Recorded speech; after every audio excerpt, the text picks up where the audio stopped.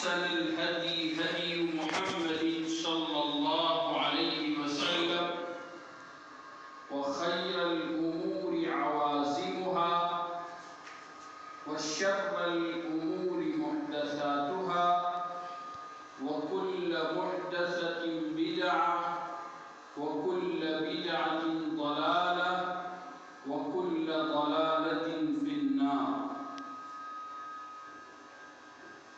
وقال النبي صلى الله تعالى عليه وسلم: الراحمون يرحمهم الرحمن تبارك وتعالى ارحموا من في الأرض يرحمكم من في السماء. وبالسند المتصل منا إلى الإمام الحافظ أبي عبد الله محمد بن إسماعيل البخاري رحمة الله عليه: باب قول الله: ونضع الموازين القسط ليوم القيامة وأن أعمال بني آدم وقولهم يوزن. وقال مجاهد: القسطاس العدل بالرومية، ويقال القسط مصدر المقسط وهو العادل، وأما القاسط فهو الجائر.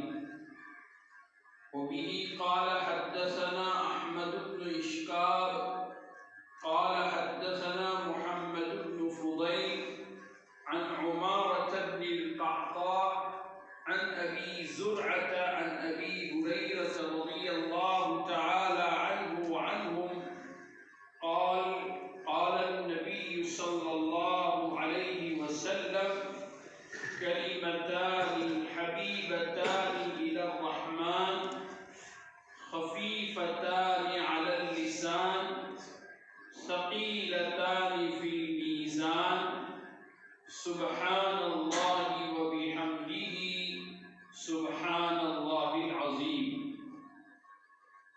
سب پڑھ لیں: سبحان اللہ وبحمدہ سبحان اللہ العظیم، سبحان اللہ وبحمدہ سبحان اللہ العظیم، سبحان اللہ وبحمدہ سبحان اللہ العظیم.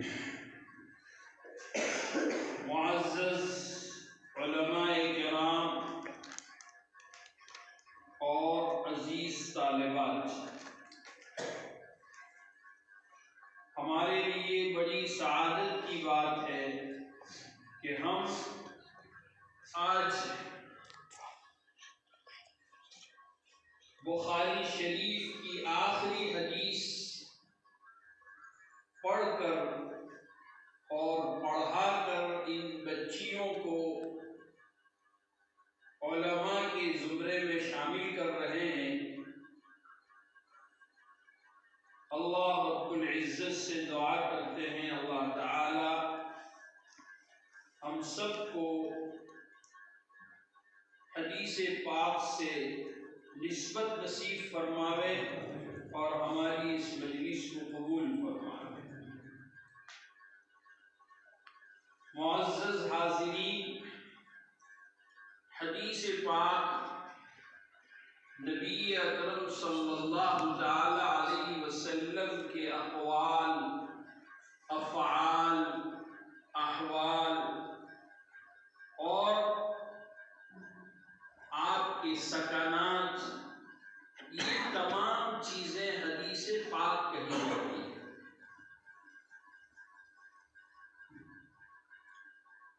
حدیث پاک کا مقصد ان بچیوں کو شروع میں بھی ان کے استاذ نے بتایا ہے کہ رسول اللہ صلی اللہ تعالی علیہ وسلم کی احادیث پڑھنے کی غرض و غایت کیا ہے، اس کا مقصد کیا ہے.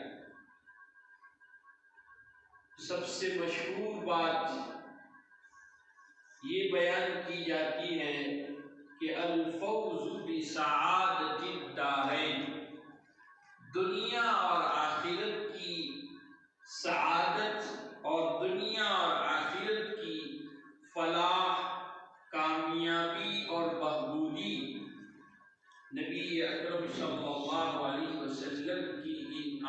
احادیث کے پڑھنے کا مقصد ہے۔ یقیناً اور بھی بہت سارے مقاصد اور بہت سارے اغراض ہیں آپ صلی اللہ علیہ وسلم کی احادیث کے پڑھنے کا۔ ہماری بچیوں نے اس دور حدیث کے سال میں کم و بیش 9 کتابیں حدیث کی پڑھی، اور یہ ساری کی ساری 9 کتابیں جو انہوں نے پڑھی ہے ان سب